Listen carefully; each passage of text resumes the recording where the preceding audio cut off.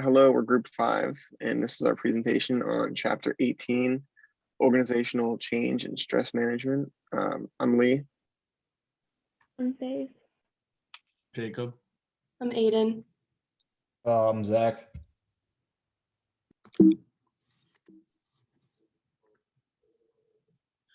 Change. Every organization must adjust to a multicultural environment. Demographic changes, immigration, and outsourcing.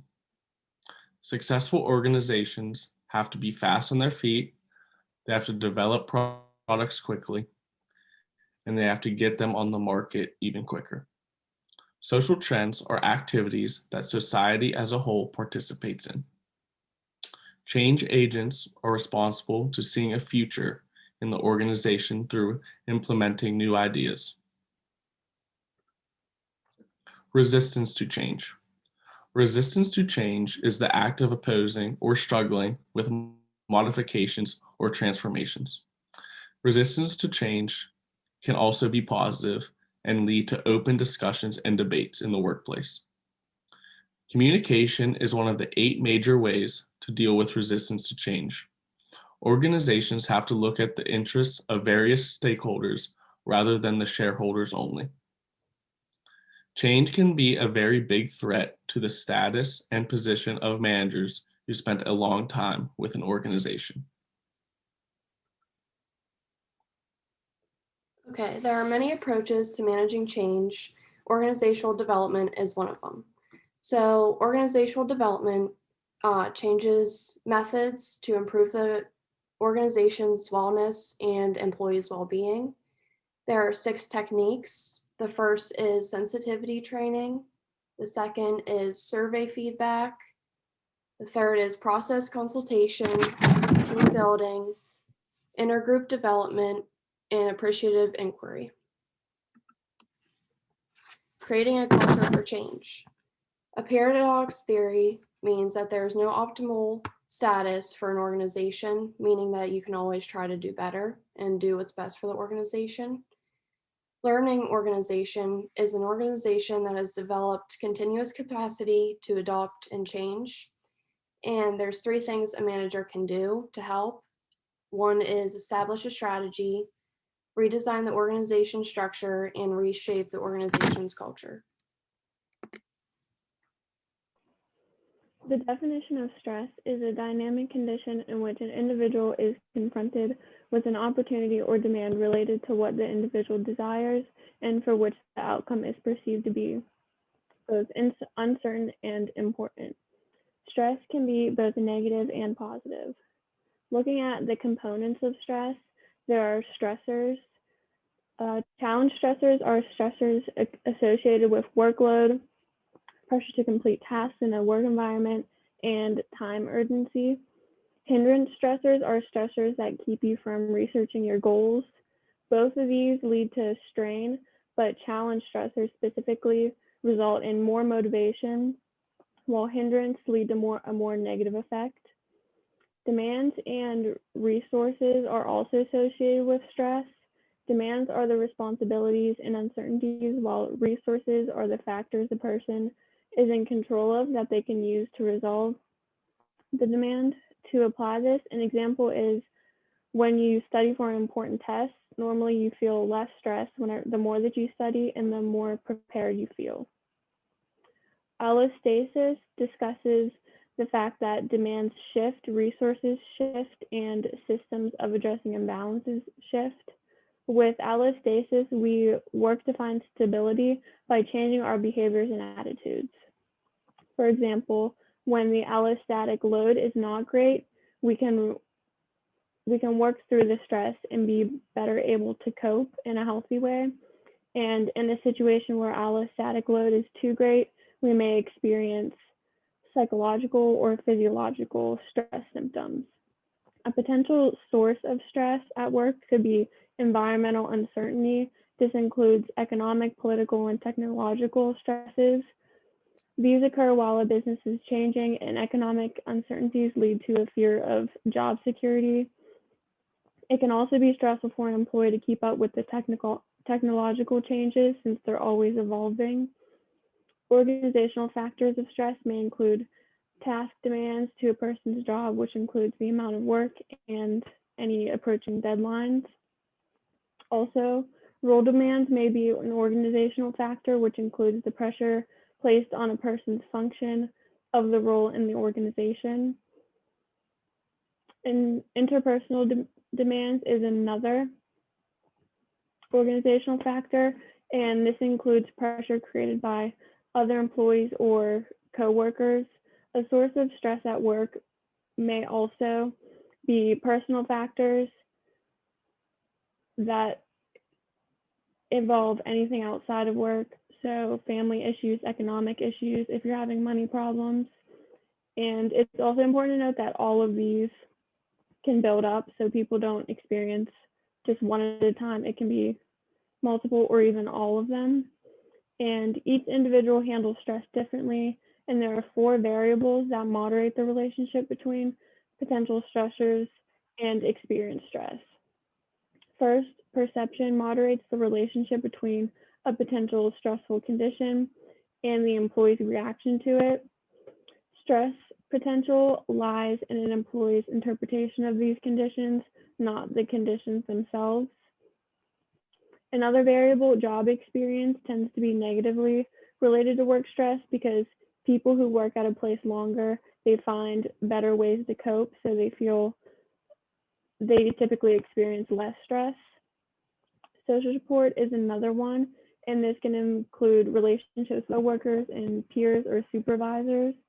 And then there's also personality traits, and this explains that more neurotic individuals are more prone to experience psychological strain and find even more stressors in the workplace, along with less healthy adaptive coping mechanisms. And then there's also workaholics who deal with a large amount of stress in a workplace, and it can often lead to a burnout. In addition to individual differences, cultural differences is also an impact that impacts stress. In some cultures, it is normal to work extra long hours each week, and those people will feel less stressed about it if it's typical in their culture. Now the consequences of stress at work.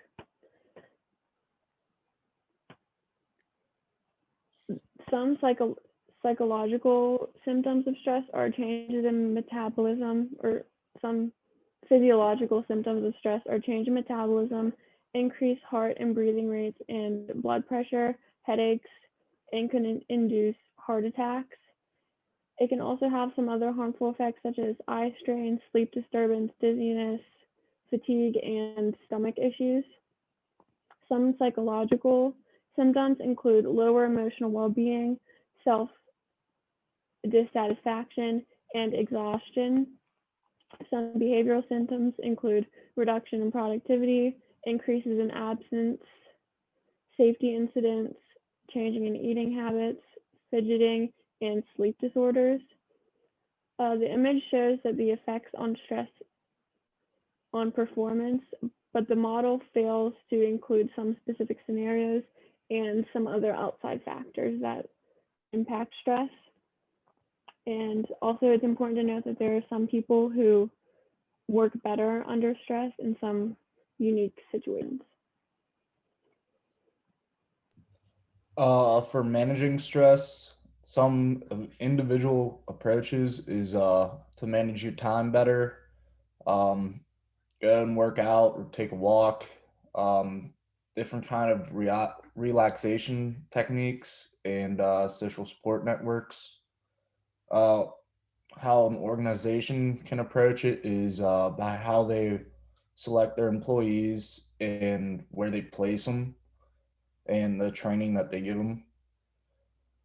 Was a bit too big.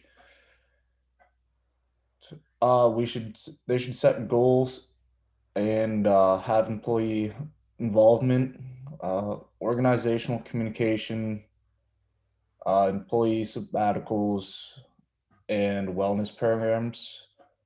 With the firms that already set up wellness programs, they found significant benefits for the employees.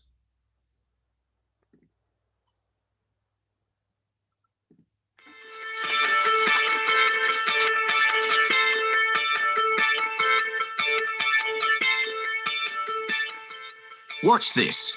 One little piece of paper can have a remarkable effect. Stress is stressful. But if you understand a bit about what it is, you'll be better able to deal with it. First, though, take a few deep breaths. In fact, do that anytime you feel stressed. It helps. Stress is a survival mechanism. When danger appears, it can get you out of trouble quickly. Your body crashes up the gears and throws all its resources into getting you moving. Your heart pumps furiously to increase blood pressure. Glucose is sent to the muscles as a fuel injection, and you become totally focused on what psychologists call fight or flight. Thing is, this emergency state is only meant to last just long enough to get you out of danger. But here in the 21st century, we stress about different things, and for much, much longer. Your brain and body stay on red alert, and you'll be less able to think clearly, learn, or remember things. Take a few more deep breaths, because as you now know, stress is a physical reaction, and deep breathing helps to counteract its effects. So, what else can you do? Okay, top tips to reduce stress. First, get plenty of exercise. Let out all that locked up energy. Now, back to the problem. Get in control. Scope out the situation and how you're going to tackle it. Don't stress alone. Talk to someone. Socialize and have a laugh. You can't laugh and quake with fear at the same time. Get down with nature on a big or small scale. And if your mind won't stop worrying, give it something else to do instead.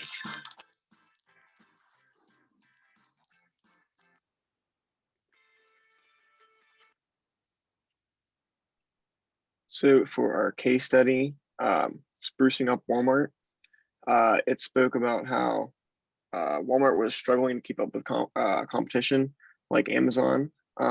Because of that, they were losing the convenience factor. The website was hard to navigate. Employees were becoming unhelpful. The reputation of treating employees was like really bad, and there were low wages, and the store was overall just unorganized.